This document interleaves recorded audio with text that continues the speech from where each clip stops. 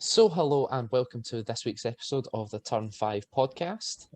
I'm back after a 1 week absence. Went out for dinner and didn't get home in time. Oh well. This week we are talking controversies because obviously there's the big bit in the world of F1 just now about Flexi-wings. Particularly focusing around the Red Bull car. That's where a lot of the focus seems to be. That's where it came from, as Mercedes going, that moves. And the FIA have decided to look at it. Anyone get any burning views on the Flexi-wings issue? I mean, it's just another one of those technological advancements that teams make. You see it all across the paddock, really, and Red Bull are just the latest in a long line of teams to try and push the absolute limits of the wordings of the regulations to get it as to eke as much performance out of it as they possibly can. So, but I mean, there's no give in the in the regulations. It literally states that the wing has to be immobile in relation to the sprung bit of the car. yeah, so they're operating under the sort of the loophole of that nothing on a car can actually be immobile, because otherwise you'd have the world's stiffest car and you wouldn't be able to hit a pebble, let alone half of the street curbs that you hit. So they're operating under the loophole of, if it was really that stiff, the cars wouldn't work. Yeah. So, how many cars have Flexi-wings on them?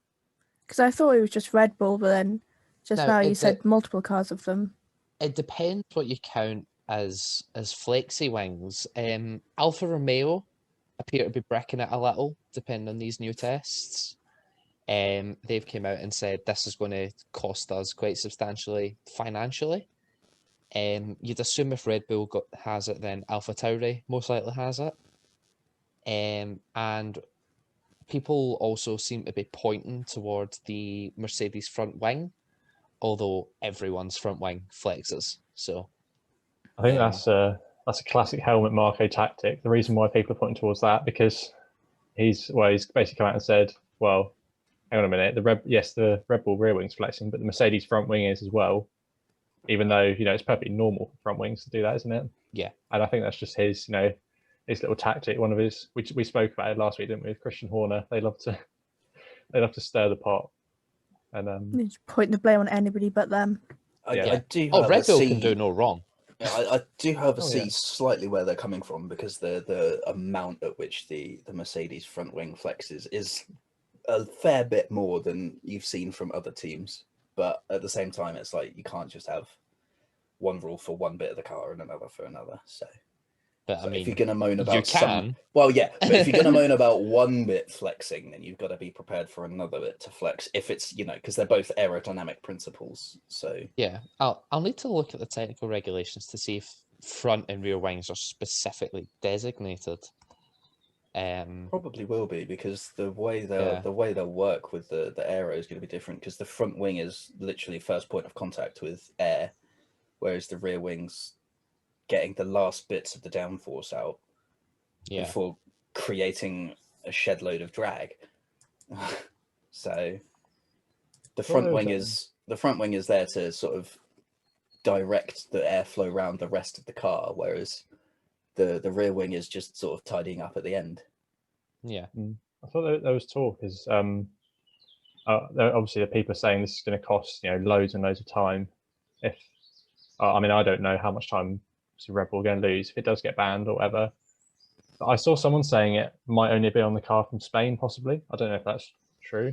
Bearing in mind, obviously, they were very much quickest at the first race, particularly compared to Portugal, Spain. But yeah, I don't. Obviously, we've got the whole thing coming up, haven't we? Of they're going to not ban. They're going to do it after Baku, aren't they? They're going to clamp down on it.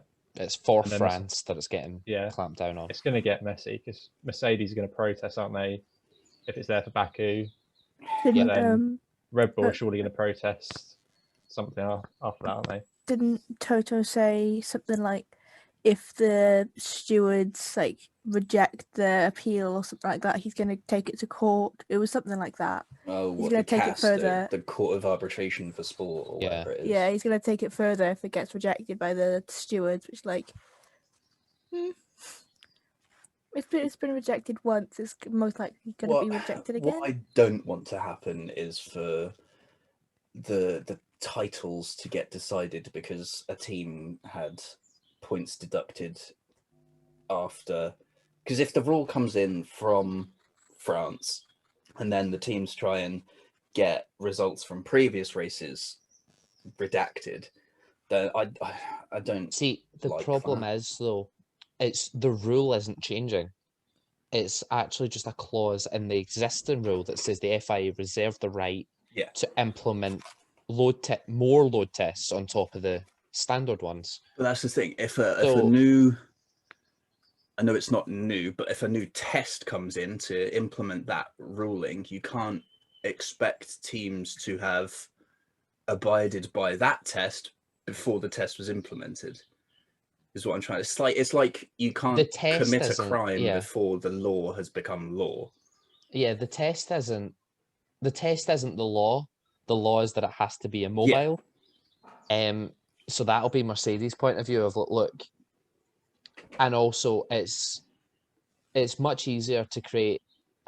Well, I say it's much easier. It's worth noting that the tests are taken when the car is stationary. The wings are flexing in motion. Yeah. So Mercedes could have the point of saying, well, they deceived the tests to make sure this car was quote unquote legal.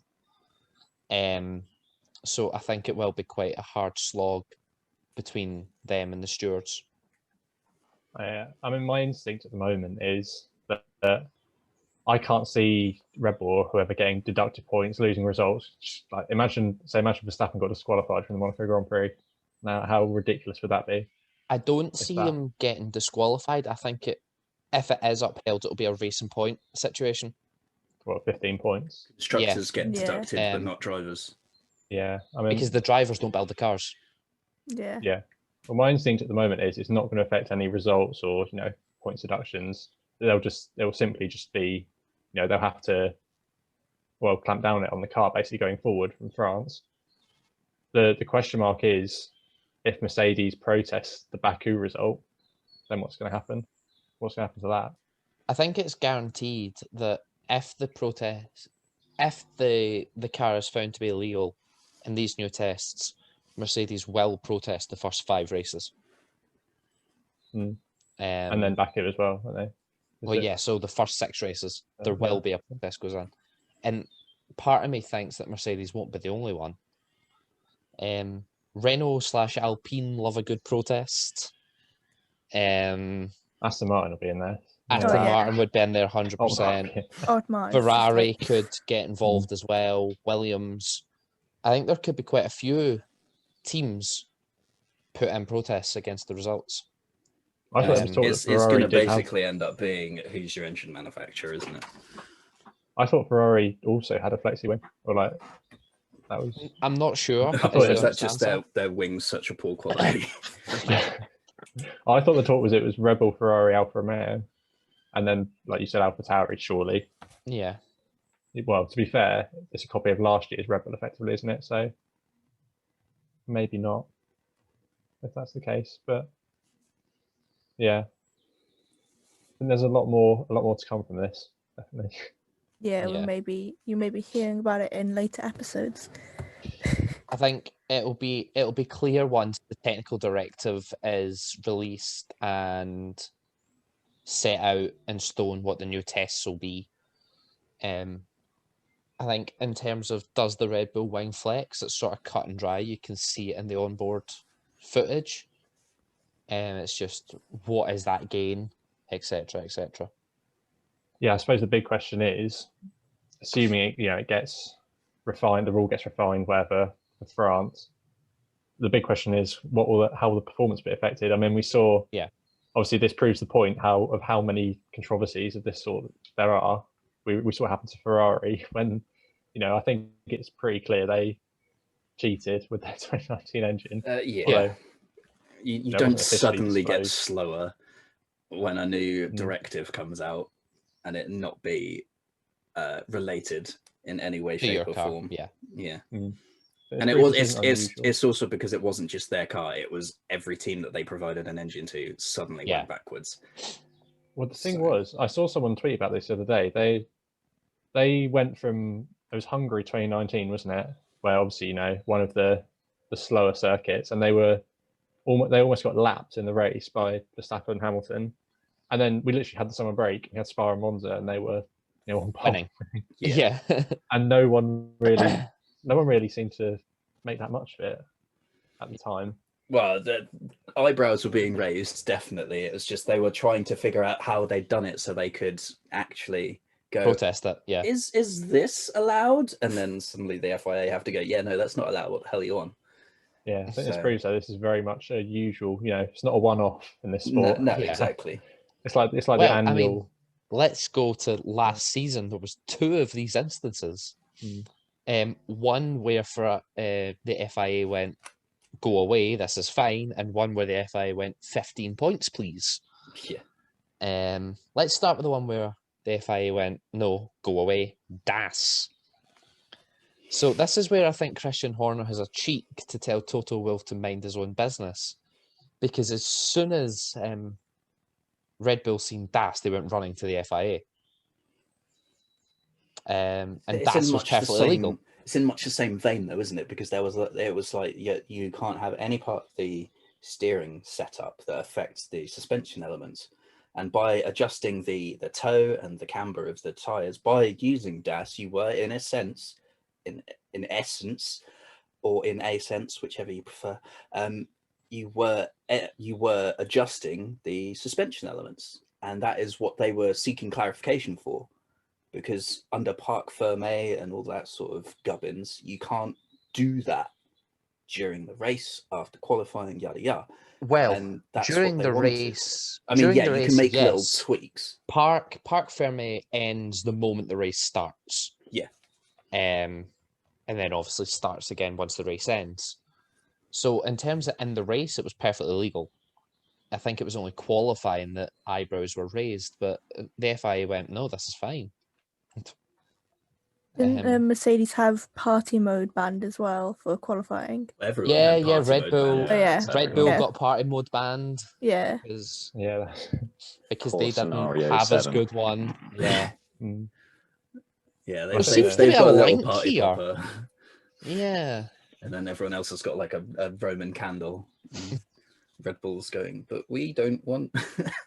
Yeah. So- Well, the thing is, I think the important thing is to realise that DAS being declared, you know, well, they declared it legal. They just banned it for the next year, didn't they? Yeah. That being declared legal doesn't make the Flexi-wing legal. I think that's No, exactly. Red Bull. I think they know. Again, they know what they're doing. Classic Horner. He's bringing up DAS to try and make it seem as if the Flexi-wing's fine, which It's a completely different thing. very obviously. much smoke and mirrors from Red Yeah. Bull. Yeah. It's, I mean, you it's can't- double standards. You can't say, well, this is legal, so that must be legal. No, No, Christian. no, That's not no. how it works. Mm. So yeah, there was the party mode as well, where Red Bull were like, our engine isn't fast enough. Please make Mercedes slow down. And the FIA were like, okay. And it didn't help them at all. Yeah. Yeah, it came in for Monza, didn't it? And it literally, if anything, made Mercedes quicker. And Red Bull had probably their worst weekend, didn't they? At Monza? Yeah. Yeah. Yeah, that's the thing. Mercedes standard engine mode was so much faster last year. It was like, oh, okay. You've taken like 2/10 off us. Cheerio. Mm. I'm trying to think why they banned party mode. It was obviously considered a breach of some sort of technical regulation, but I can't think of what. Would it be because not even sure it the was. like, what's the word? Not the regulations, but the setup was different in qualifying to the race, and obviously like they can't change it in between. So I think it was something to do with that. I think. I could What be I- wrong. Not but- entirely sure, but there was What I something can see about here, I've boosters, Googled it. basically. yeah, it seems like it was literally just Mercedes was so far ahead, and it was an attempt to stop them turning up the engine in qualifying. So the FIA said it is to assist policing in terms of their power unit parameters.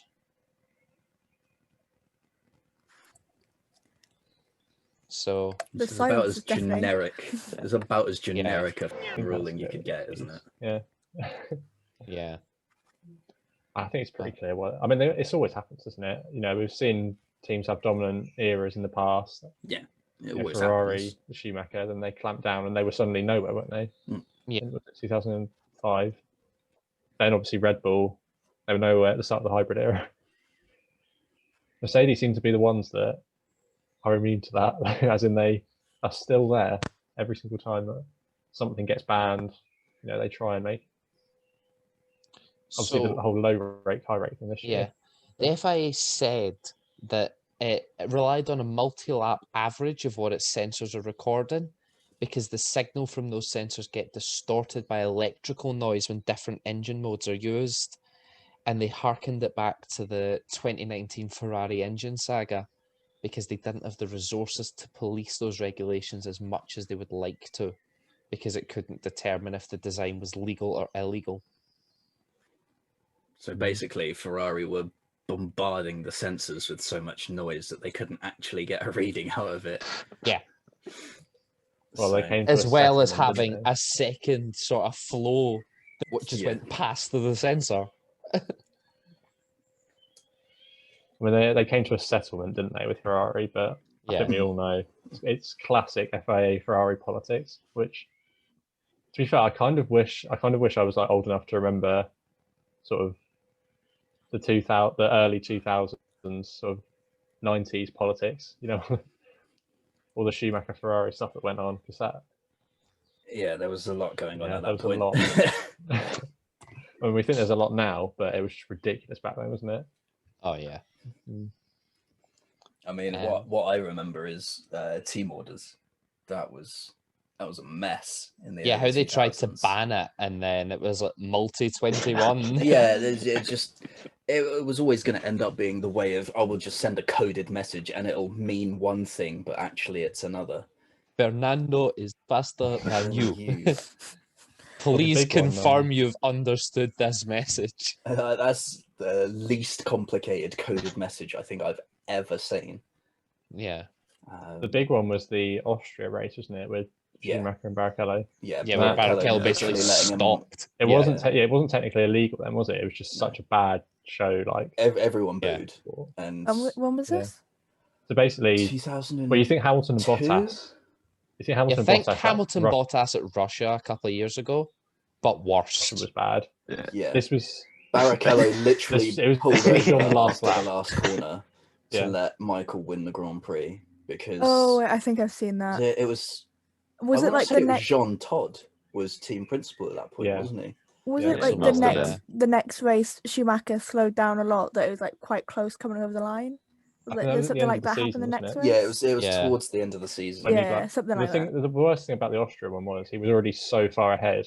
Like, this was prime, like the 6th race of the season. This was peak Ferrari, being much better than everyone. It was when Ferrari hit out with team orders, I think, a couple of seasons ago in race 1, and basically told Charles, "Get out of the way, let's head through." So it's the first race of the season. Yeah. Well, I think it's a good year. Yeah. After the Austria one, I think they didn't, because they only got fined for the podium thing, didn't they? Yeah. Where Barrichello went onto the top step. Schumi dragged Barrichello up onto the top step. And then they banned it, and then it kind of wasn't an issue again until Ferrari again in. Fernando is faster than you. I mean, it's. There is another sort of team orders controversy, but we'll come to that a little bit later on. Let's talk about the other technical regulations issue of 2020. Let's talk about the pink Mercedes. And we said Alpine love a protest. This proved it. I mean, yeah, but they were on it from the get-go, weren't they? Yeah. So that's round one. Yeah. Yeah, that's the big difference for me in these two cases, is that Renault were like, "Hey, this is fishy. We're gonna start protesting you now. Yeah. And Mercedes is like, we think this is, so we're going to start protesting you, but only after the ruling is announced. So I don't know. Yeah. I feel like Renault have been much more upfront of, we know this is bad, we're going after you, we don't like it, get in the bin, have a points deduction. Yeah. So yeah, I feel like, I mean, Renault had very much shown their hand a lot earlier in the proceedings. I think Racing Point did have a good point in saying, well, look, the FIA literally seen this before we drove it to the track. Why is it now a problem? Like, why did they not say this? Listed parts. Yeah. So. I think it's a classic. There's so many loopholes, isn't there? Yeah. But And the loophole Racing Point tried to exploit was, yeah, we bought those designs before it became a listed part. Which, again, they have a point. Yeah, but it's the point of buying it before it becomes and then using it after it's become is the point. You're using it on a vehicle. So I think if they'd bought it sort of the year before and made the part the year before and used the part the year before, there'd have been no problems whatsoever. Well, that's exactly what they got away with the front brake ducts for, was because they had ran them the season before. Yeah, so it was the fact that they hadn't designed their own at that point. Yeah. And it was, you've copied because you haven't previously used this design, so it's technically still under the listed parts problem. So a very shrewd bit of spy work from Renault there. I do remember sitting reading the 15-page technical report that came from the stewards. It's that big folder that you see the Renault boss with in Drive to Survive. It was such a slog to sit and read. I was like, oh, okay. Huge. Literally just there, read that. But they got what they were after, which was a points deduction. And I think it's right that the points weren't removed from the drivers. Yeah. Because, as I said earlier, the drivers don't design the cars. The teams do. The drivers literally just jump in a seat and go vroom, vroom. Among other things. To oversimplify it, yeah. Didn't realise we were watching the Indy 500. Yeah. But, aye, so I think it's good that they didn't deduct points from the drivers, although I don't think it would have affected the standings any if we take 7.5 points off Lance and Checo. No, I don't think so, actually. I think if anyone, it would have affected Lance, but yeah, I think Checo was fine. Oh, Checo was well fine. He finished quite some distance ahead of Albon. His win. Yeah. His win did races. Yeah. I think that kind of shows how. So actually, it would have. He was only 6 points ahead of Daniel Ricciardo. Yikes! I forgot that Albon finished 7th. Lance was actually fine. Yeah, Lance would have been fine. He was 13 points clear. And Nico would have dropped 2 spots. Did Nico Sorry, 3 spots. He'd have dropped behind George Russell. Would have Nico been affected or not? He wasn't in the races that got protest, was he? I think the British Grand Prix got protested. Oh yeah, no, they literally protested every race for ages, didn't they? Yeah, it was right up to the 70th anniversary Grand Prix, I think. But Nico didn't race in that one because he didn't start. Oh yeah, they didn't. Yeah, they protested DNS. But the car ran in the weekend. Yeah. So I think it would have counted. Damn, that's that'd have been big F. Yeah, he was counted, but as did not start. Yeah, because he qualified for the race, it counts as an entry. So. Yeah. That'd be an absolute prime Hulkenberg if he came back and got a podium and then had it taken away. Or if you say they would have lost, 7.5 points each? 7.5 points, so he'd have dropped behind George Russell in the stand. Imagine he didn't get 7.5 points in the race he came back and finished on minus points. Well, actually, only 2 of the drivers would have lost 7.5 points because it was 7.5 points per car. Yeah. Not per driver. So who was he? He was filling in for Checo. Nico. At that point, and then Checo. He filled in for both. Yeah. Yeah, I'm talking like earlier at in the that season, point it was for Checo. Yeah. Or Checo. Nico. that and point, then Checo. Stroll at Yeah, Nürburgring he as well. fell down Yeah. for both. Yeah. Yeah, At I'm that point, talking like earlier at in the that season. point, it which was one? for It was Checo. Checo. Yeah. Mm.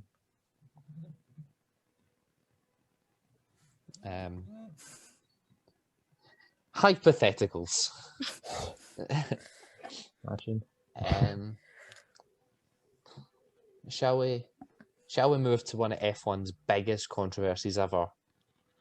Let's take you back to the Singapore Grand Prix in 2007, 2008, 2008. You're gonna have to Fernando explain this Alonso for me, is leading the race in Singapore.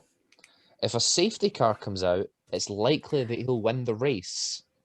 So Renault just tell Nelson Piquet Jr., hit the wall.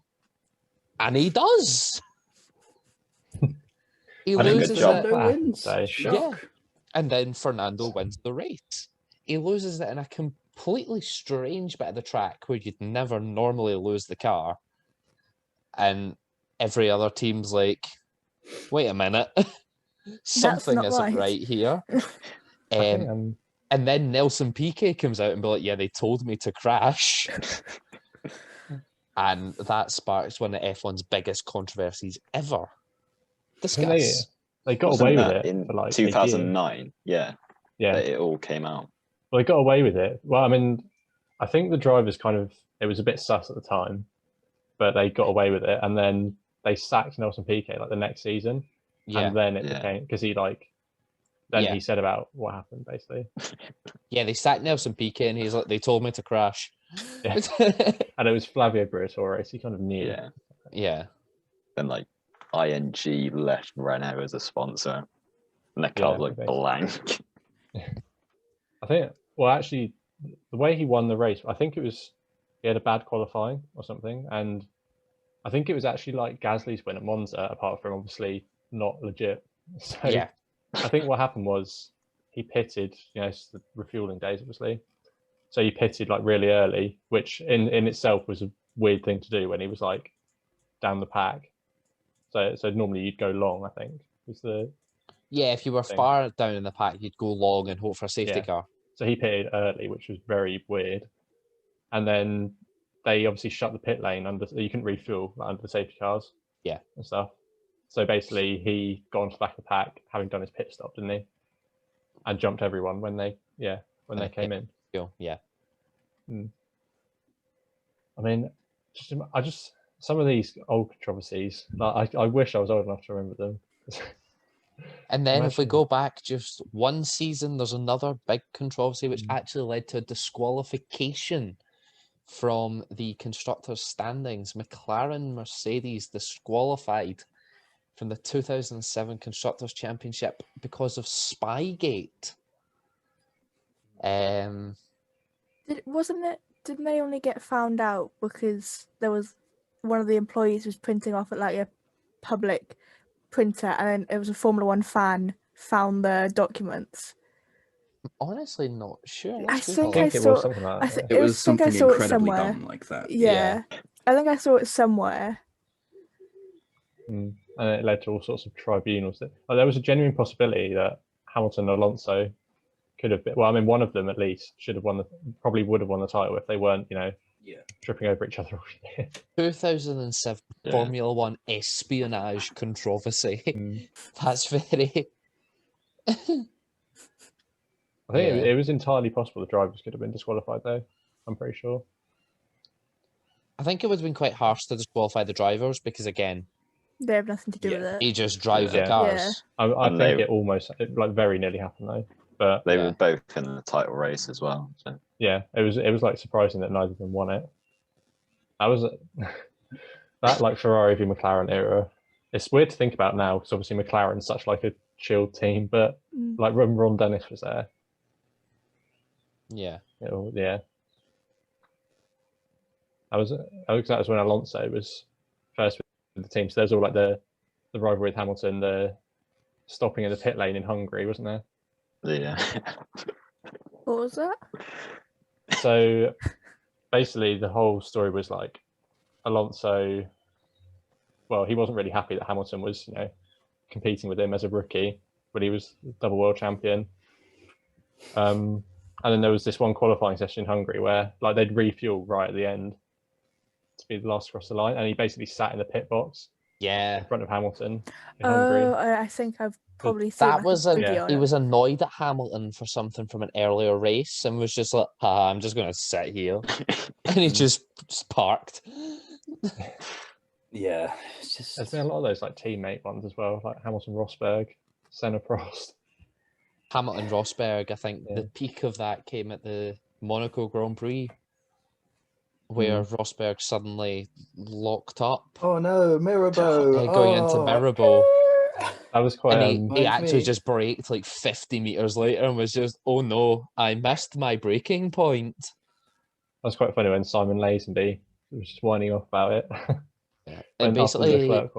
It basically harked back to Schumacher at La Rascas in qualifying, where he just basically drove into the wall and was like, oops, silly me. That was spicy. My bad. And then he got disqualified from qualifying. Why would he think he... I mean, it's weird because Schumacher was obviously the most successful driver ever for so long, but he had so many like stupid controversies, didn't he? Yeah. Like the crashing into Villeneuve on purpose and Damon Hill.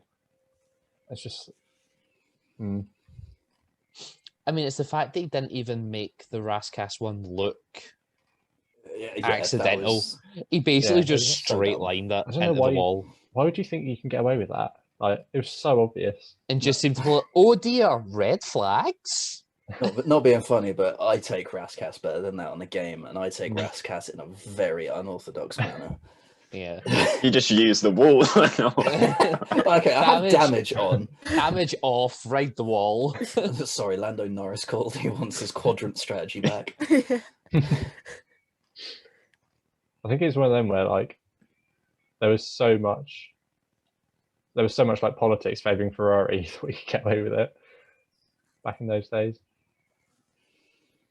Another big... Ferrari was so bad when he first got there. That was the thing. And he sort of dragged them up hook or by crook. And whether that was in the most sporting of manners, was sort of left on the table because he'd managed to turn an entire team around.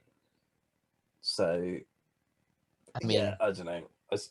It still left a lot of ethics questions to be asked. Probably one of the darkest points in F1 history in terms of races, just with the Indy 500 being this weekend. Let's discuss the 2005 United States Grand Prix, where only 6 cars started the race. So again, a rundown. Indy had just been resurfaced and it got diamond ground, so there was just lots of wee grooves in the circuit. F1, for whatever reason, had decided to ban tyre changes for the 2005 season. What a fantastic idea. Bridgestone, who own Firestone, knew about the diamond grinding because they'd raced in the Indianapolis race just beforehand. So they brought suitable tyres. Michelin received no such data.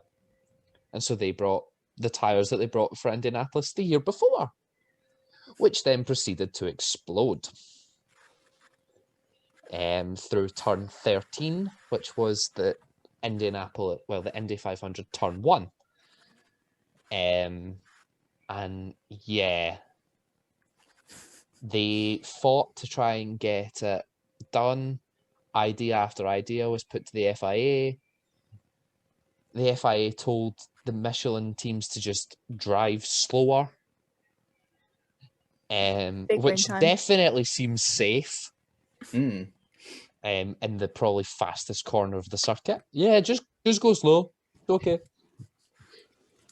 The Michelin teams proposed putting a chicane in turn 13 and to have a road for the Bridgestone teams to just ignore it. And the FIA were like, yeah, if you do that, we're leaving. And eventually it just led to the formation lap. Everyone started as normal. And then one by one, all the Michelin cars just went into the pits and parked. That was it. They were out the race, and we had 6 cars take the start. I think it was Ferrari's only win of the season. Yeah, conveniently. Just Yeah, because they were terrible that year, weren't they? And like, they had to get that one win on the board because it was the 2 like worst teams, wasn't it? Jordan and it was Super Bernardo? Aguri and Jordan, I think. Something like that. Yeah. Um, They hadn't even. The thing is, they were still like trying to sort it out on the like formation app, weren't they? Because there's a video of like Martin Brundle's grid walk, and Bernie Ecclestone still thinks there's going to be a race. yeah, Yes, and that's that's the Bernie. reason. I'm guessing that's the reason why we just have Pirelli supplying tires now. Partly, Yeah, sort of, yeah. Yeah. So, yeah, the tyre wars were not good. The 3 teams that ran were Ferrari, Jordan Toyota, and Minardi. Cosworth. Yeah. So to run you through the final standings, we had Michael Schumacher, who won the race, followed by Rubens Barrichello. Tiago Monteiro was a lap down. Naren Karthikeyan Okay. was a lap down. Christian Albers was 2 laps down, and Patrick Frieschacker was 2 laps down. Jarno Trulli, Kimi Räikkönen, Jenson Button, Giancarlo Fisichella, Fernando Alonso, Takuma Sato, Mark Webber, Felipe Massa, Juan Pablo Montoya, Jacques Villeneuve, Ricardo Zonta, Christian Klein, Nick Heidfeld, and David Coulthard all did not start. What a race, guys! I just love it because they were like, yeah, don't celebrate on the podium, and the 2 Ferrari boys didn't. And then Tiago's just like, stop this. This is the only time I'm getting on the podium. Went absolutely mental with it. And it was I mean, you can't blame him. No, exactly. I mean, you're in a Jordan. You're not really fighting for podiums. Yeah. I think it's his only F1 podium. It is. It's his only podium. I mean, you can't blame him for going a bit. No. Yeah, it was an absolute farce of a race. It really was. I'm very glad we haven't had another one of those. And thankfully, with Pirelli, even in the 2014 British Grand Prix, which was the race of the exploding tyres. 13, yeah. 13. Yeah, 13. We didn't have anything like that. So, props to Pirelli. We might not always like them. Bring back the rainbow. Yes. But they've managed to avoid a spiel like that. What else is there? There's plenty more controversies. All the times the world title's been decided by a crash. Oh yeah. All those. So how many? There's been Senna and Prost, wasn't there? There was 2 of them. Yeah, Senna and Prost twice. And there was Schumacher and Damon Hill. Yep. And then there was Schumacher and Villeneuve. Yep. And that's it, I think. Imagine. Which one was it they tried to take the other driver out, and the person they crashed into just sort of drove off? That was Schumacher and Villeneuve. So Schumacher won it against Damon Hill, didn't he? And then he tried it again against Villeneuve, failed, and then got disqualified from the championship, I think. Yeah. I mean, that's all. Those 4. That's over about like 10 years, isn't it? Yeah. It happened 4 times in like 10 years for the title. I mean, that's just ridiculous. Like, Ayrton Senna as well against Prost didn't even make it look like he wasn't trying. He just straight lined turn 1 at Suzuka and drove into Prost and was like, "Oh, okay." That was revenge. That was effectively revenge, wasn't it? Yeah. So we appear to have crashed. I don't think. I mean, everyone talks about Hamilton, Rosberg, Hamilton, Verstappen, and all that. I don't think we're ever going to get anything like Senna v Prost ever again. Yeah. It's the fact they were in the same team as well. Well, I mean, Hamilton Rosberg did flare up a few times. There was Belgium, Austria, and Spain. Nico just sort of drove into the back of Lewis in Belgium, got him a puncture. He just turned in on him in Austria. But Lewis managed to win the race still. Nico finished about 4th, I think.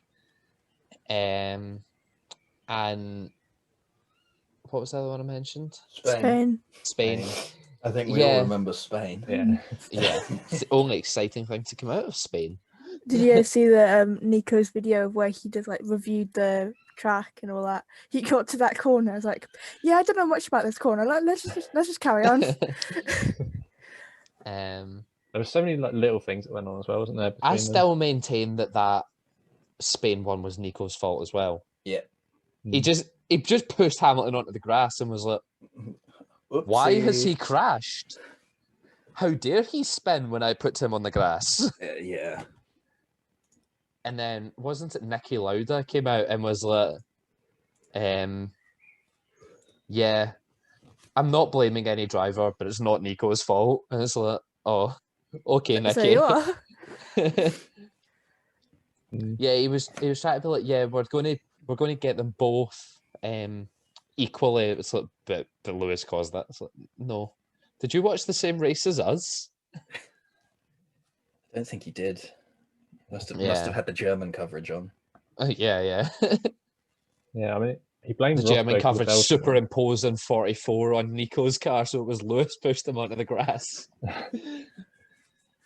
No, he blamed Rosberg for the Belgian one, though, didn't he? Well, But yeah, that one was the one where it was clear like, cut. He just drove into Yeah, the back of him. that was the only one where it was like, was it on purpose? Yeah. I mean, actually, to be fair, the Austria one as well, actually, was kind of questionable, wasn't it? Yeah, There was so many there were so many little things. Like there was a few team orders, wasn't there? Was it 2015 as well, where Rosberg wasn't happy because Hamilton kept forcing him off at the first corner. Great. Max Verstappen says hello. I still think, Hamilton Rosberg was intense for those 3 years, but nothing will compare to Senna v Prost, I don't think. I think 2014 was very friendly between Hamilton and Rosberg. Rosberg deserved to be nowhere near the title. That double points rule was just mental. I think Hamilton what was won. the double point rule? So for Abu Dhabi, of all races, Bernie was like, "Yeah, let's give double points." So big brain time. the championship that really should have been done because Hamilton had won something like 6 more races was still open going into Abu Dhabi, but Nico's car died, and Hamilton just walked away with the race. I think he led every lap. Yeah, and Rosberg's car retired. Yeah. No, he didn't retire. He did finish the race. Oh no, he was way back there, wasn't he? Yeah, I think he finished 8th or something. So instead of getting 2 points, he got 4, and Hamilton got 50. Oh God. Yeah, that was. That was chaos. Because 2014, Hamilton got very unlucky, like in the early stages, didn't he? With some reliability stuff, and then 2015 was kind of Rosberg was more unlucky, and Hamilton ran away with it. Yeah, and then 2016, Mercedes for whatever reason swapped the pit crews. Well, 16 Hamilton had a lot of bad luck again, didn't he? Like at the start, and then the Malaysia engine failure, and still they swapped the pit crews. And Hamilton's car just started exploding. And he still only lost by 5 points, and then it wasn't much. So, that's the thing, though. I mean, you compare that to like Senna Prost and all the Schumacher stuff. For me, when everyone talks about who's the GOAT, whatever, all those debates that go on. Yeah, the greatest of all time. Yeah. The thing that puts Hamilton for me ahead is his sportsmanship. Obviously he's never crashed to win a championship. He's never crashed on purpose. He's never really been involved in the politics stuff. That's what puts him. That's why I respect him so much. And the fact that he has joint most world championships, the most race wins, the most podiums, even if you go by the most pole positions, the most laps led. Even if you just go by statistics alone, he kind of is the best because he's got the most wins, most poles, most laps led. I think most points. So he's just tied on In championships. Fairness, noting the most points, the scoring is obviously different. It's changed. To be fair, I think even if you put Hamilton in the old point scoring system, we would still have the most points. Yeah, I think so. To be fair, even in terms of wins, 4,000 career points. It's mad. Even in terms of wins, it's kind of skewed because you have more races nowadays and whatever. Yeah, but true. But even then again, I think he's going to get still loads have more, to win them. Yeah. And he's won a race in every single season he's raced in. So no one else has ever done that. Yeah. was flight. So Lewis has 3,879 career points, 100 pole positions, 169 podiums, 98 Nice. wins, and 55 fastest laps. And counting. And counting, yeah. Literally half of his podiums are over half of his podiums are wins. Mm. Yeah. That's impressive. Richard, you don't look very happy. Richard just looks in pain. Not a Schumacher fanboy, just my entire passionate. childhood. Just my entire childhood. It's I fine. Are we going to do a GOAT episode one day? It's just gonna be me waving my little like 2003 Ferrari flags, and then everyone else is like, You're no, going to show up in Hamilton. like your Ferrari team kit, and they'll just be like, no. I'm gonna turn up looking like Jean Todt. I'm just going to be here like, I started watching in 2020. I'd never seen all those races. I'm just going to go with Hamilton. Invest in F1 TV. You can watch all the races you want. I have. Before Monaco, I watched the 2018 Monaco Grand Prix because I wanted to see Daniel Ricciardo win. It's the only reason. It's actually like 2 hours of just... Why didn't you just fast forward to the end? I don't know. I didn't think of that. Really should have just run the race on like double speed. Yeah, I didn't think of that. So if you want to watch, the entire if you want to watch a semi-exciting Monaco Grand Prix, watch 2019. Although there wasn't much passing, there was at least a race. Bono, my tyres are gone. Bono.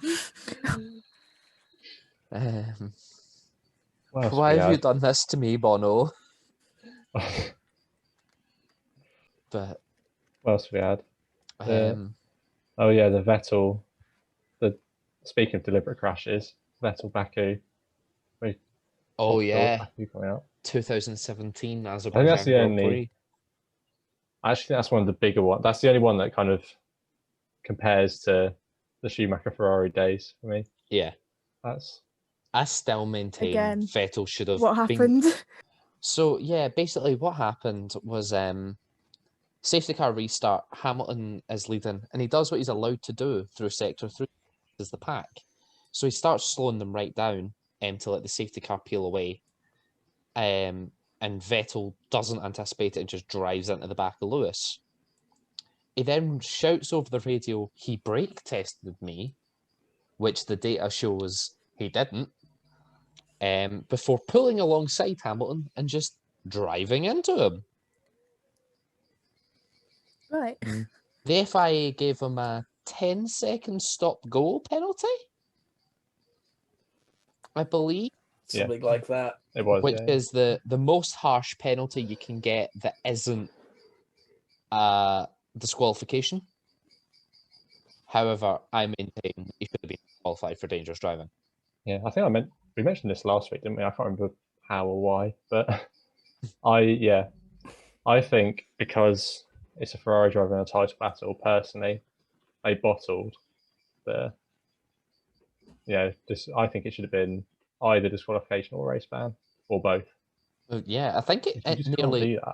It could possibly have cost Hamilton the race because his headrest came loose and he had to make an extra pit stop. I don't think it was because of that, but it was quite ironic how he came out right behind Vettel. Yeah. I mean, this is well before the Suis bromance days. Yeah. This was the height of the rivalry.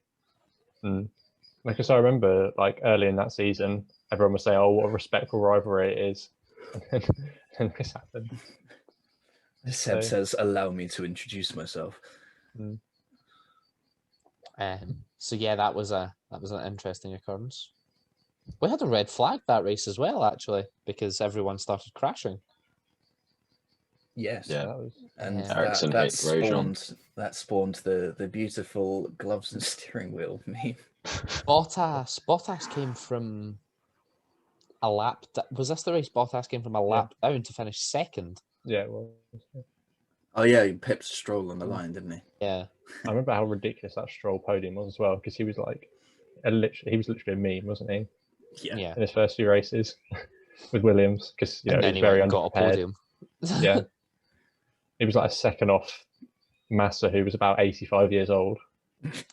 That was a very Williams thing to do, though, was get a podium in Baku, because I think Massa done it either the year before or the year after. He's He retired that year, I think. Yeah, he's possibly. got a podium.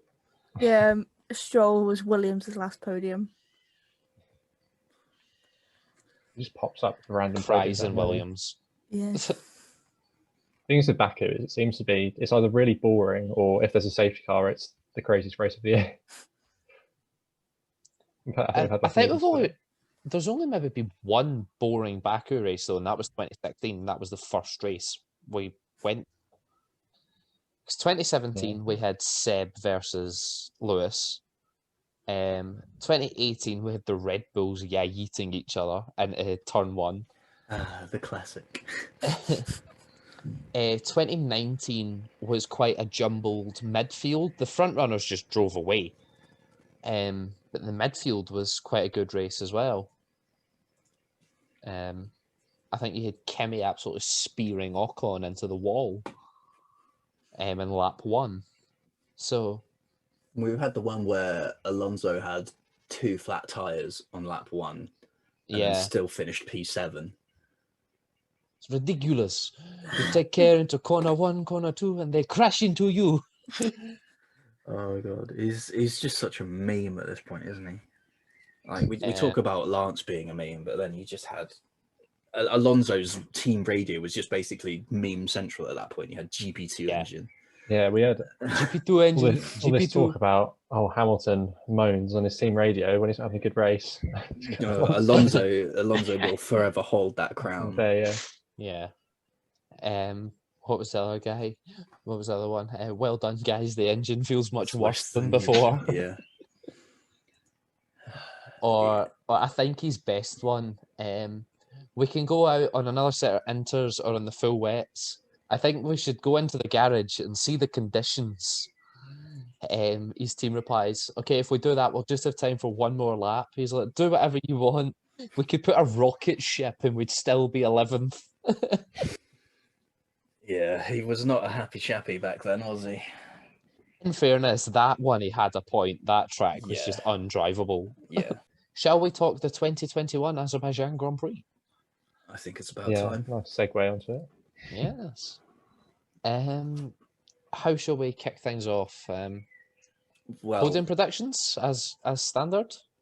Yeah, I think we should start there, to be honest. And because I've been in bed for the last 3 days, I don't actually have anyone's. So you'll just kind of take us through it, everyone. Yeah, Richard forgot, guys. So we're I doing this didn't live. Forgot. I didn't forget. I was asleep. In all fairness, we all kind of forgot. Yeah, we all did forget, yeah. It's bank holiday, we can get away with it. Yeah, it's half term for me, it's fine. So, Richard, podium predictions, please.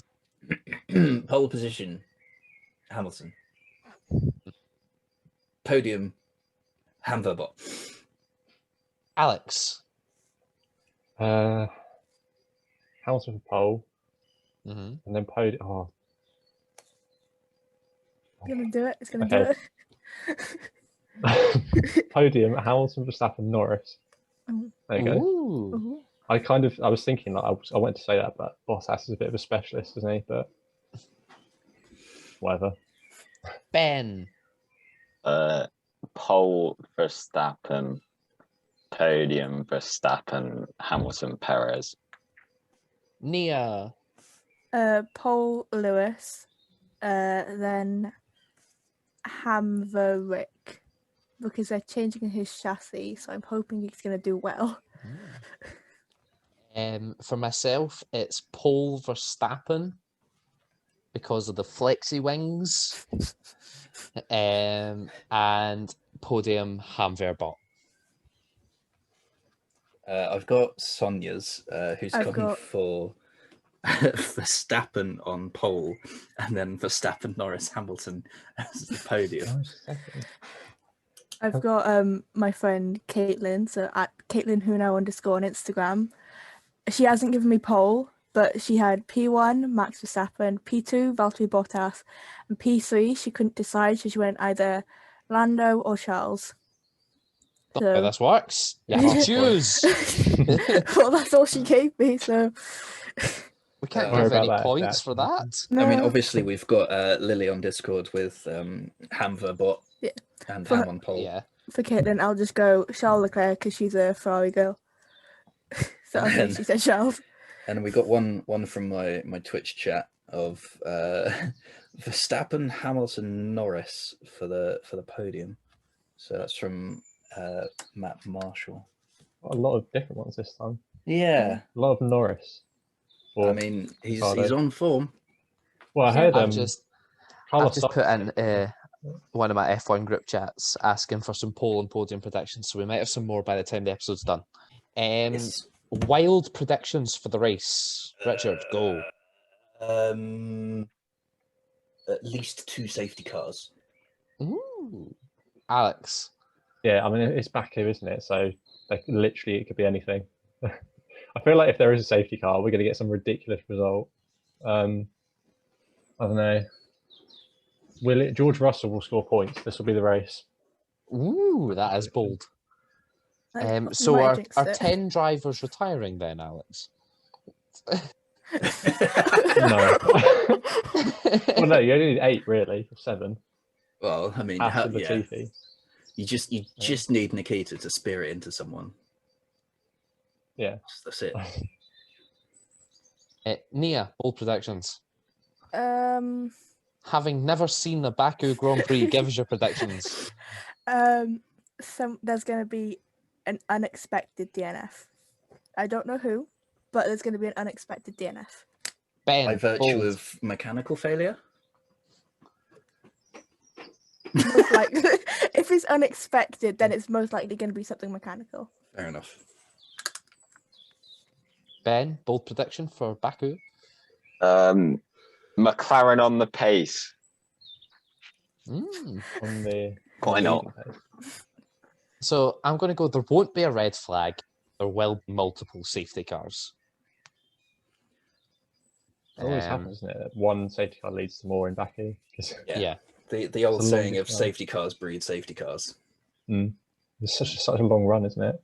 And then Roman Grosjean. Safety car causes longer safety car. I think Ericsson hit us.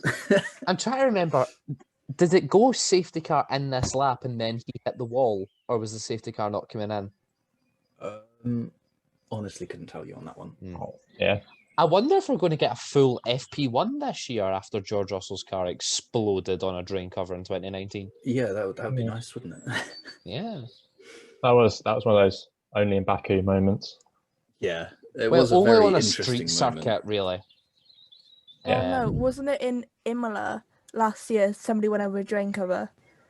Yeah, Portimao. but it didn't. Portimao, I say, yeah. It didn't result Maybe in not the in same sort of scale of damage that True. George Yeah. Russell's one did. And then, just to make matters even better, the lowrider that picked him up Hit a drove bridge. into a bridge. No, but I'm just like, drain covers are very heavy. Like, I know from experience, because I worked with drains, sadly, but they're very heavy. So I'm just like, what? That is how much suction is Yeah. under an F1 Yeah. car. So I've just had another prediction in. This is from F1 Jamie _ on Twitter. He's got Checo for pole and the podium to be Max Checo Charles. Good point, actually. I said Bottas is a Baku specialist. Perez has had 2 podiums there, hasn't he? So maybe, I mean, he hasn't had one with Red Bull yet, so it's long overdue. Did Gasly ever get a podium with Red Bull, or did he get kicked too quickly? No, His he only didn't. podiums are Brazil and Monza. And both with Toro Rosso / AlphaTauri. Yeah. Classic. He finished he's got obviously more podiums with AlphaTauri, and at the moment Perez he was higher in the standings with Racing Point, wasn't he? Last year than he is now. So I think that speaks volumes, really. Poor Alex Albon. I have another one from XX Elza X on Twitter. Pole Bottas. And the podium, Bear Rick Leck. Verstappen, Ricardo, Leclerc. I mean, it's very rare that, you know, we said this last week, didn't we? Mercedes have their annual bad race, and they always come back and win, don't they? So I'd be surprised if it happens again. Baku isn't usually a Mercedes bad race, though, to be honest. No, exactly. No, they've been on the podium every time at every race, I think. Yeah, I think so. They haven't. They didn't win at every race because Daniel Ricciardo won on Stroll's first podium, but they've been on the podium. They're on the podium most places every time. Yeah. Good point. I don't think, with the exception of Jeddah, because we haven't been there, and the Netherlands, I forgot the name of the circuit, Zandvoort. There isn't a track on the calendar that Mercedes haven't been on the podium. Yeah, well, I think Hamilton's won at every track, hasn't he? Quite possibly, actually. I think he has, apart from Has he won at the Red Bull Ring? Yeah, he won last year. Oh yeah, he did. He won at Styria. Yeah. I forgot about Styria. And then, I'm pretty sure he's won at every track. So actually, let's go through the calendar, and we'll see if that one holds up. Bahrain, here we are. Schedule. He's won at Bahrain. Full schedule. Bahrain, he won this year. Yeah. Italy. He won Emilia-Romagna last year. He won Portugal this year. He won Spain this year. He won at Monaco in 2019. He won in Azerbaijan in 2018. I don't know about 2019. I think Bottas maybe won that. Yeah. He's won in France. He's won in Austria. He's won in Austria. He's obviously won in Britain. Yeah. He's won in Hungary. He's won in Belgium. We haven't had a Dutch Grand Prix since he's been on the grid. He's won in Monza. He's won in Sochi. He's won in Singapore. He's won in Suzuka. He's won at Kota. Has he won at Mexico City? Yeah. Yeah. 2019. He won the last one, didn't he? It was the one where his car came up out of the ground, didn't it? Oh, yeah. Because that was where he won the title, actually. Yeah. He's won at Brazil. He's won in Australia. We haven't had a Saudi Arabian Grand Prix. And he's won in Abu Dhabi. Yeah, he's done Grand Slams at Yas Marina. So, with the exception of the two tracks that we haven't been to, he's won. I'm pretty sure one of his many records is most circuits won at or something. Because obviously there's more as well, isn't there? There's like Nürburgring, Turkey. Yeah. And more. Canada. I can't think of. Canada, China. I was there. He won the Indianapolis one like years ago, didn't he? We had we've got like Malaysia, India. Yeah, he didn't win India. He won Malaysia. South Korea. What other circuits are there? Oh, he won at Fuji, didn't he, as well? Yeah, 2008 Fuji Speedway. I think what other circuits have been. He's won everywhere. I think it's fair to say he's won quite a lot of races. Yeah. Mugello. Yeah. Yeah. Where has he not won? Right. Here we are. Vietnam. He hasn't won at Vietnam. No one's won at Vietnam. Exactly. Zandvoort, Jeddah, Miami. Pick all the calendars that we haven't raced at in years. So Kyle Army, Autodromo Oscar y Juan Halves. Was it the Kimi ring? Everyone put in there. So I can't find most wins at different circuits, like in terms of how many, but he does hold the joint first, third, and seventh place record for most wins at the same Grand Prix. Isn't his one like in Britain? His top one is Hungary with 8 wins. Then it's Britain with 7 wins. And then it's the US, Chinese, and Spanish Grand Prix with 6 wins. Most wins at the same Grand Prix is Spain with 5, or British and United States with 4. That's consecutive, isn't it? No, that is consecutive. Yeah. And his Spain run is ongoing, so he could take that record next year if we have a Spanish Grand Prix. I still hold that the Senna record for that one will always be best. The Monaco one. Yeah, Monaco, because yeah. who wins Monaco 5 years in Yeah, a row? that is. Yeah. Didn't he? He must have had like pole every single time as well. Yeah, probably. But there was Is it- he crashed out in one race, so he could have Yeah, if it technically wasn't for had it 1988, 7th. he would have had it 8 times in a row. Yeah. Oh my god. Jesus. Because he won in 87, 89, 91, 90, 91, 92, and 93. Jesus. Was that the joint record with Hungary then? Hamilton? No, Oh. Schumacher has that with France. Wow. Yeah, the French Grand So Prix. if Hamilton wins Hungary this year, he gets the He most. gets that outright record, Alright. yeah. Yeah. He's joint 9th for wins from furthest back in the starting grid with 14th. The outright holder of that record is John Watson, who started the US Grand Prix West in 1983 from 22nd on the grid to win. Most races without a win. Believe it or not, that isn't Nico Hülkenberg. No, that's It's most races without a podium. Yeah. Yeah, it's Andrea De Cesaris with 214 entries, 208 starts, and he's never won a race. Doesn't George Russell have the thing for most races without points scored? I think he would have done Um, if it wasn't for Sakir. No, I think he does have it. Let's find out.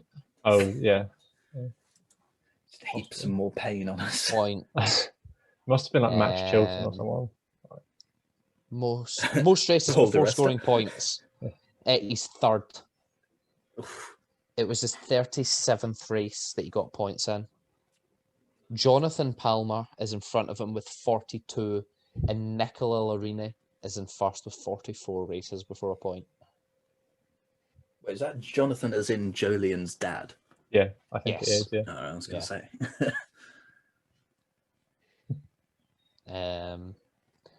Most career points without being a world champion. Guess who's leading that one?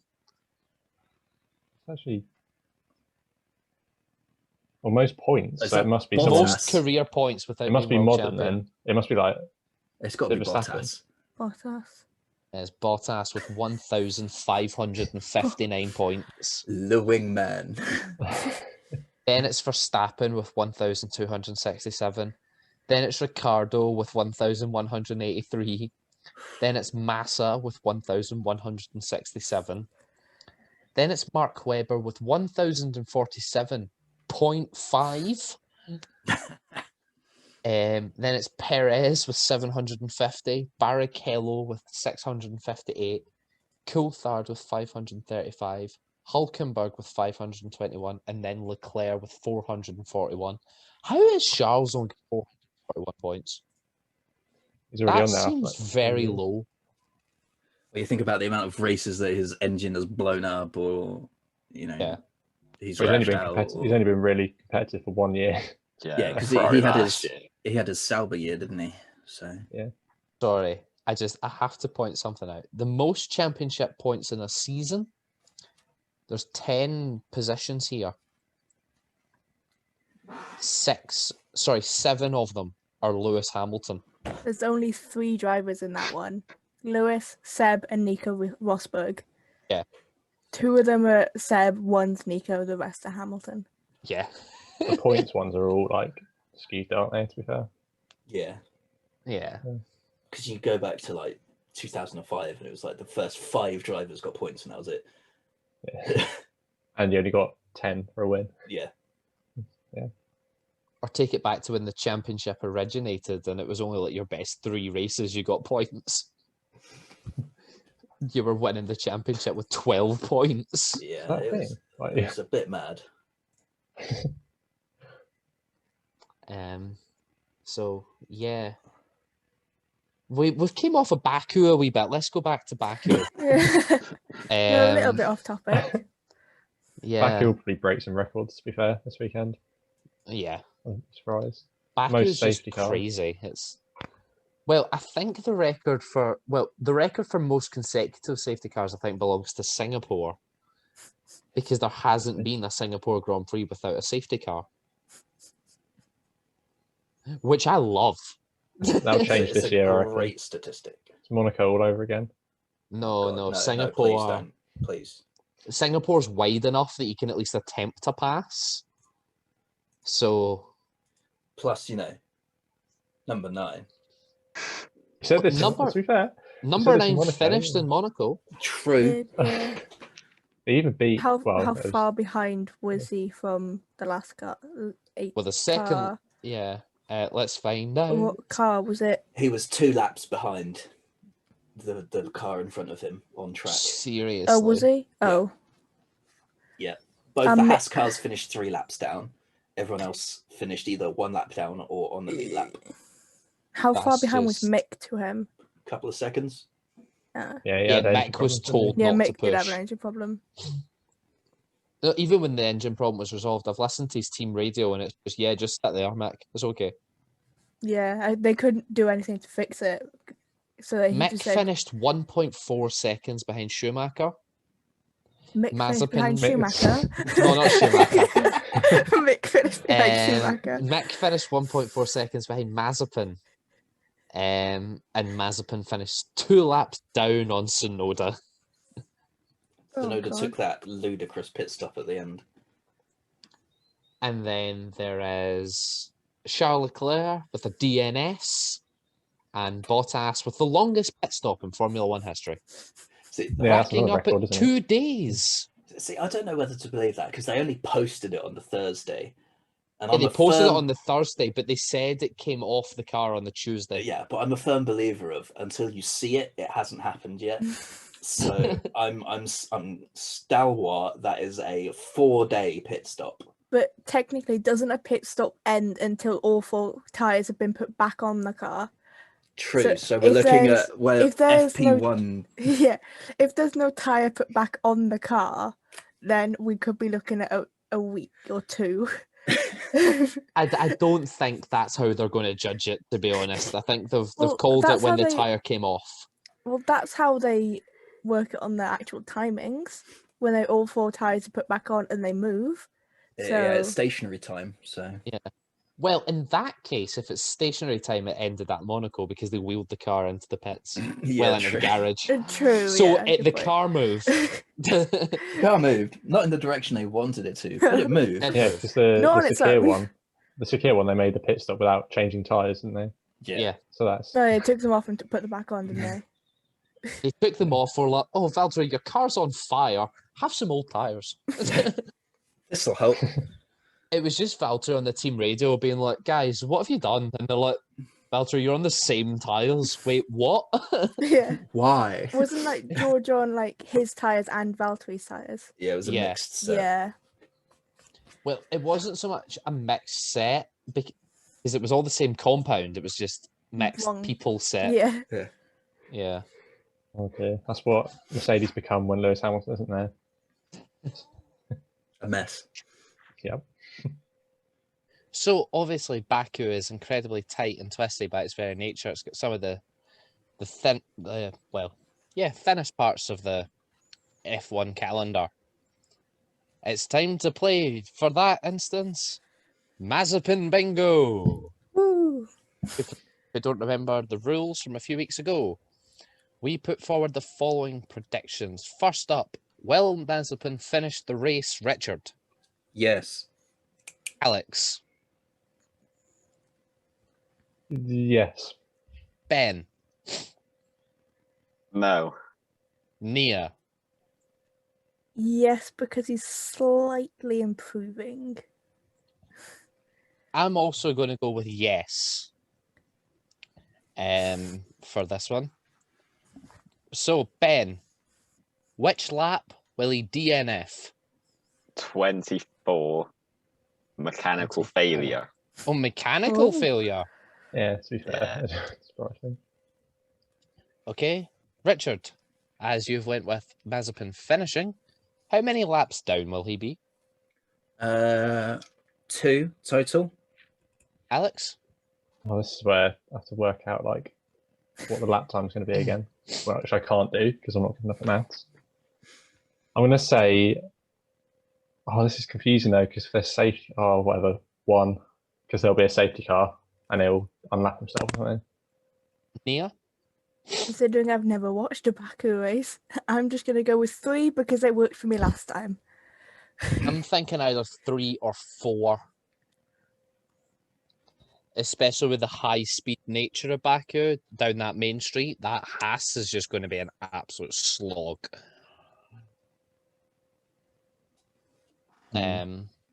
Okay.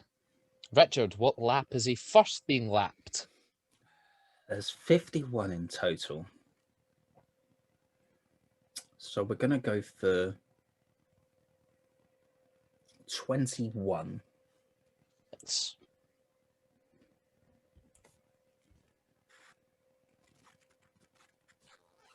Bear in mind, he's only getting lapped once in your race. So I think if there's going to be a safety car at the start, it's going to be later. Maybe, I don't know, 31. So Ben, you've got him going quite deep before he DNFs.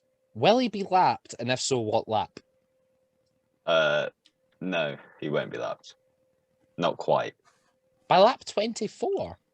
Yeah, because I reckon there'll be a safety car quite early on. So Nia? Because it almost worked for me last time, 25. Because I was close last time, so Gonna go and with I've never lap seen a Baku. 20. I know it's obviously quite quick laps, but the leaders are very quick and the Haas is not. So yeah, about lap 20, I think. Yeah, so that concludes this week's episode of Mazepin Bingo. There's no point asking will he score points, because unless everyone DNFs, no, he's not. He does now. Yeah.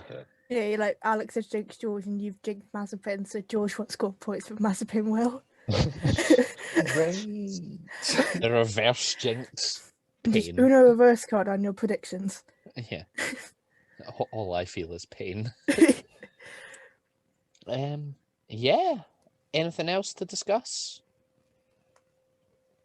We're gonna bundle the FRECA races from Paul Ricard into next week's episode. Oh yeah, let's talk Formula 2. Formula 2 is also back this weekend. Woo. The championship is shaping up to be quite good. From the current races. We had a disqualification, which is quite rare in Monaco race 2. Thoughts? I mean, F2 Baku is literally guaranteed carnage, isn't it? Yes. Yeah. Especially turn 1. Last time, yeah. I seem to remember last time, or maybe it wasn't last time, but when like Russell and Norris were in it, there was a lot of safety car chaos, wasn't there? Yeah. The restarts.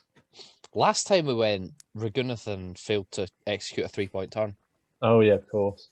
So I wonder what Deleda's got in store. Oh, God. Will Deleda qualify, is the question. Brilliant. We've covered all 3 again this week. Mazepin, Ragunathan and Deleda now. Yeah. We're getting good at this. Because, obviously, I wasn't here last week, but for whatever reason, he just decided, the stewards just decided, yeah, we'll let him race. There was no explanation, it was just, yeah, okay.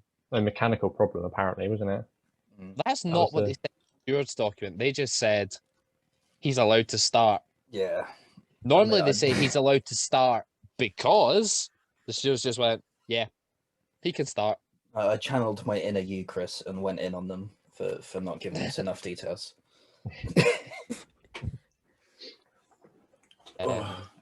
It was very poor. Just be like, yeah. There was no reason for them to allow that, but they did. Yeah, the steward just went, ha, chaos. Just why? And he got lapped in a sprint race. Yeah. Twice? They not get lapped in both sprint races? Yeah. In the standings, there's only one person. Sorry about that. More power! Uh, Definitely clipping that. Yeah. This week's been absolutely brilliant. We've had This week's new custom notification sound is brought to you by Nia saying, Yeah, Richard, for a giggle, let's stream the F1 beta on Wednesday. Oh yeah, that's gonna get. How long will that last It's a before it great gets idea. shut down? The whole podcast next week on thoughts on the beta. Yeah. That'll get us some publicity. Yeah. We'll just we'll just wear a mask and be like, yeah, you don't know who Welcome it is. to the Green screens for everyone. welcome to the Fifth Corner podcast. We put F1 2020 gameplay behind. Welcome to the Turn 6 podcast. So in their F2 standings, there's one person below Delilah, and that's Jean-Luc Petikov, which he might not be able to race after Baku because Yeah. I think his sponsors have pulled out, or he just doesn't have enough money to race after Baku, which is quite sad for him because he won Formula Regional last year, and now here he is in Formula 2, bottom of the It's, standings. It's very topical at the moment, isn't it? Because there's been a lot of talk about how much it costs to. Yeah. I think I think Sophia Flourish tweeted something about Yeah. how it costs more than 2 million I think Yeah, so. euros, dollars, something, to compete in to do F2. Formula 2. To do a And that's season. not including tests. Yeah. Yeah. So I think that's another episode for us.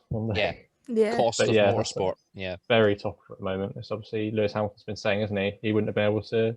I think Toto was saying that it needs to be, the cost needs to be lowered as well. Because obviously Lewis and Esteban come from quite working class poor families, and then there's some people like Mazepin who have just been able to come in, not do amazing, but still get a seat. So it's Yeah. like, I've just had another prediction through on Discord. This one from JL9000, who's went Pole Hamilton and then Verham Nor for the podium, hoping for another Mercedes F-up paces. But yeah, coming back to the Deleda thing. So the stewards literally just said, Car 23 is given permission to start race 1 and race 3. And then the standard competitors are reminded that they have the right to appeal certain decisions. Why is he allowed to start race 1 and race 3? Money. If Yeah. I was Yeah, one of most the other likely. teams, I'd have been like, I'm appealing that because that's bollocks. I don't Yeah. think it is appealable, hence why it's certain decisions. Yeah. Whereas if we go to the Emilia-Romagna Grand Prix and look at Yuki Tsunoda being given permission to start. That was because he'd actually set a representative lap time in Yeah. practice. Yeah. Yeah. He So said the same And thing same about Mick, Mick, yeah. because he didn't do quality Yeah. at Monaco. in accordance with Article 35.1 of the FIA Formula 1 regs, the stewards grant permission for car 22 Yuki Tsunoda to start the race, as the driver has set satisfactory times in practice at this event. They give a reason. Yeah. They couldn't give that The reason F2 because stewards Deleda's practice did times not. were slower. Yeah. So, yeah. So let's wait and see if he actually finishes in the 107%. If not, I think we're going to be having... What's the point in regulations if you don't enforce them? Exactly. But yeah, so Formula 2, 3 races. Back to the standard weekend outline this week as well. So you don't need to worry about a race on Friday. We don't have one. We're back to 2 races on Saturday and technically 2 races on Sunday when you add in Formula 1. So yeah, should be a great weekend. Hopefully we'll actually have some on-track overtakes. I mean, it's Baku. There's always on-track overtakes. You just need Yeah, turn there's one. like a kilometre-long DRS zone. Yeah. If you can't overtake there, where can you overtake? Section.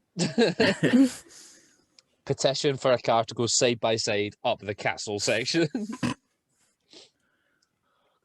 Well, I mean, Mick went side by side through Lowe's, so maybe he can do it in the castle section. This is true. Mick did absolutely send it into those, which was beautiful. Yeah. And then we got cut away from Yeah, because that was the only overtake we've seen in the race. Mhm. That was the only overtake in the race. Well, I mean, if you look at the Formula One videos of like top 10 onboards, there were actually overtakes. We just didn't see any of them. It's just Uh, I think the insane. official number was 2, I saw, but that was obviously Schumacher on Mazepin, and there was it Giovinazzi went around the outside of Ocon Something like that, yeah. on lap 1. Yeah. So basically there was nothing after lap 1, basically. Just But the actual onboards from the cars were a lot more exciting than what we got to see from TV direction. the Monaco TV Lance Stroll. director should be fired.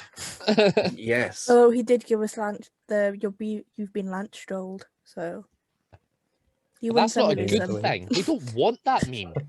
We wanted to No, see but the we've cars got it going now. side We've by got it side at now. the casino square. Well, we've got it now, so We've got it now, and my version has been taken down from Twitter already. What has FOM done you? Yeah. So Oh, dear. naturally, I just uploaded it onto YouTube instead, and they've just said, "Yeah, you're not allowed to make any money off it, but we're not going to take it down." So, yeah, YouTube, cheers, boys. But yeah, so with that, I think it's time that we do wrap up for this week. As I say, FRECA review from Paul Ricard will come next week because we only have one support race next week. So we're just going to bundle the two of them together. When's Formula E back? This is a thought. New York, is it? We Or was it haven't Berlin? spoke about them in a while. Hold on, yeah, I don't think It's real. not Berlin, that's the finale. Oh, is it New York then? Because Yeah, it's New York, then London, then Berlin. London Wait. is 24th and 25th Have we not of still got to July. Mexico? Mexico races. Have they cancelled Mexico? Mexico. Yeah, we're going to Mexico in 2 weeks. 19th and 20th of June. Then Oh, it's sorry, 3 weeks, yeah. then it's New York 10th and 11th of July, and then London is 24th and 25th of July. Okay, so we've got 2 more And weeks then before Berlin we go. Yeah. is sometime then. Berlin, I can't find Berlin. Berlin's the finale. Yeah, I'm trying to find the date for it. Hold on. Berlin is 14th and 15th of August. Yeah. Hmm. And if Monaco was anything to go by, these will be quite good races. Formula E usually is some Yeah. alright races, unless it's Valencia. Well, that was still exciting. It was Just exciting for at the the wrong end. reasons. Yeah. Yeah. I guess big question about Formula E: can Mercedes become the first team to become Formula One and Formula E world champions at the same time? Have to wait and At the see. moment, there's no other team that can do it Mm. because none of the other 9 Formula E teams are in Formula One. But that could There's change when McLaren 10. enter as well. 10 Formula E teams? There's 11 Formula E teams, sorry, I think. Yeah, because there's 22 drivers. Yeah, 11. Yeah, 11. No, if McLaren join. But it's still not technically Not confirmed. confirmed, but I think they will. Yeah. I think they'd be mad not to. It's a 12 world teams. championship. There's 12 teams. Oh, there's 24 drivers. Oh. And I'm gutted that London, I think, is sold out because Is it not being... I thought Oh, it is wasn't being sold. Oh no, it's not been sold yet. No. Sorry. I'm annoyed as well because I wanted to go to that. Oh, they might still go on sale soon. I hope so. Yeah. Should we end the podcast then? But, Because yeah. we're just going on now. Keep an eye out Keep for rambling on. Formula E tickets for London. Tweet us if they go on sale, please. We want to go. Just cheat, Chris. Oh, Nia wants to go as I well. want to go as well. Just tweet those two. I'm okay. I'm okay at home, thanks. Turn 5 podcast live from the London E Prix. Yeah. Tell me that's not enticing. I mean, maybe, but I don't really like going to London as it is. But yeah, so that wraps up this week's episode. Thank you very much for watching. As always, leave a like, subscribe, 5 stars, thumbs up, happy face, all that. And we shall see you next week for the Baku race review. Thanks very much, everyone. See you later. Beautiful.